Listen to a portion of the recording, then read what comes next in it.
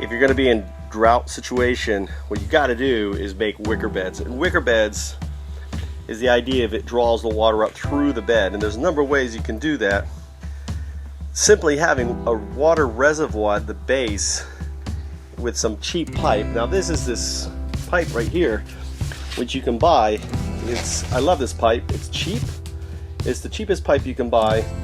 It's for moving water around. It has holes in the side, as you can see, and you can just use a simple X-Acto knife to cut the size you want. Now I've got it to the top here. Now notice there's no, I don't know if you can see down there, there's no stone down there, so I can see the water. And then down here is where the water is going to be. Now I'm going to put a rhizome barrier. What's a rhizome barrier? Well, rhizome barrier simply means keeping the soil and the water separate. That's a rhizome. Well, actually that's not true. Technically speaking, a rhizome barrier is keeping the roots from growing somewhere. So it's really what you're doing is keeping the soil from getting into the dirt, right? Now I put this one in the middle with the idea that it's going to generate a heat pump. As this warms up, water is going to come up and create humidity around the plant. So yeah, that's what I'm working on right now. So I'm going to see if I can grow 2 tomato plants per barrel here, per cup. I'm going to put them on the corner. Now what I'm doing in the middle here is putting the wickering. This tube I'm actually going to pull out. I've got peat moss that goes all the way down into the water. I've got a rhizome or a barrier from soil and peat moss.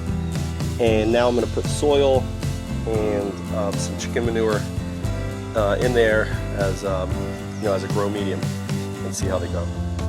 So here's a completed bin. I've used this little drill that was given to me.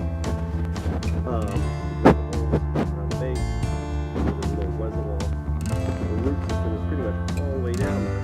So all of this is actually now underground, creating a lot of area for roots to develop for these 2 tomato plants that I grew from hacked tomatoes from grocery store. So I don't buy any fruit, any tomato seeds. I get them from the grocery store. So I'm going to repeat this process now with all of these. Now something I did do is I did about 6 scoops or 6 double fists of earth to 1 fist of chicken manure, and then mixing it in that bucket, I can't speak, and then using about a fistful of lime, mix it in there too to lower the pH, which is going to create sweeter tomatoes.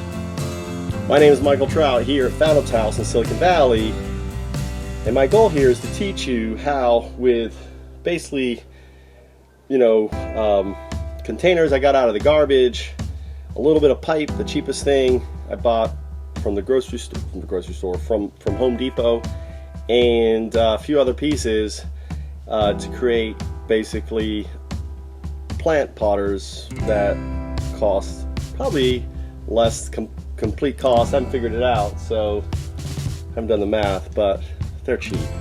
And that's all about sustainable living.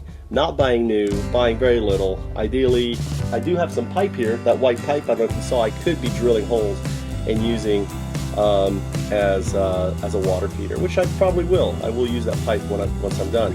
So mottainai means wasteful. We throw away too much stuff that can be reused, and the whole thing about sustainable living is to stop that. And the whole thing about Fountain House is to create a network of houses that exist under Airbnb that does that, so folks kind of like woofers can go from Fountain House to Fountain House, living sustainably in ultimately amazing conditions. Learn food hacking, learn sustainable living, get all their food organically grown locally, buy our houses that ultimately in the future will feed farmer markets, will provide for the neighbors, creating products like cleaners and everything else, all at a zero marginal cost at Fountain Houses. So the future is converting an unsustainable,